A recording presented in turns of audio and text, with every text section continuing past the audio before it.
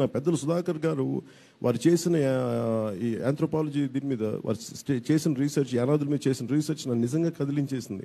ఈరోజు నేను రావడానికి ముఖ్య కారణం అలాంటి పెద్ద వ్యక్తి, అలాంటి అపరిమితమైన మేధస్సున్న వ్యక్తి, సమాజానికి ఉపయోగపడిన వ్యక్తి, ఇంకా ఉపయోగపడే వ్యక్తి జీవిత సహధర్మచారిని కూడా కోల్పోయింది నెల రోజుల క్రితం.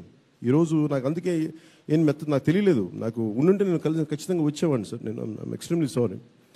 నాకు వారు కోల్పోయి ఇంకా అంత ఆనందంగా లేరేంటి, మెత్తగా అంటే కొంచెం బాధలో ఉన్నారేంటి అనిపించింది. My heart felt condolences sir. నాకు తెలియలేదు మనస్ఫూర్తిగా. నేను కాకపోతే మీరు ఇంత చేశారు, మీకు ఇంతమంది విద్యార్థులను తీసుకొచ్చారు బయటికి.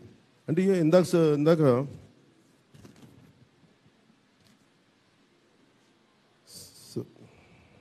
లక్ష్మీనారాయణ గారు మీరు ఇందాక శ్రీ లక్ష్మీనారాయణ గారు చెప్తున్నప్పుడు ఒకటి తీసుకెళ్ళడానికి ఆయన యూజీసీకి ఈ పర్టికులర్ బ్రాంచ్ రావాలి యూనివర్సిటీకి అని చెప్పి చాలా ఆ మెలకువతో మాట్లాడటం నిజంగా చాలా కష్టమైన కళ. అది చాలా చాలా గొప్ప ఆర్ట్. అది అంటే కేవలం మేధస్సు ఒకటే కాదు, దానిని తీసుకురాగల సత్తా, యూనివర్సిటీకి తీసుకురాగల సత్తా, అంటే దాన్ని ఏదైనా ప్రతిఘటించే శక్తులే ఉంటాయి, ఇది రాకూడదని ప్రతిఘటించే శక్తులే ఉంటాయి.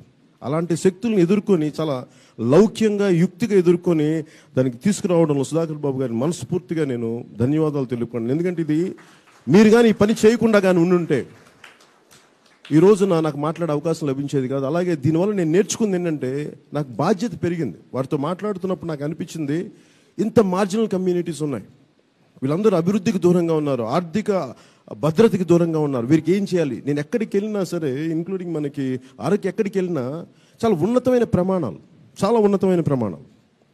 అలాగే ఇందాక ప్రకాష్ బాబు గారు మాట్లాడుతూ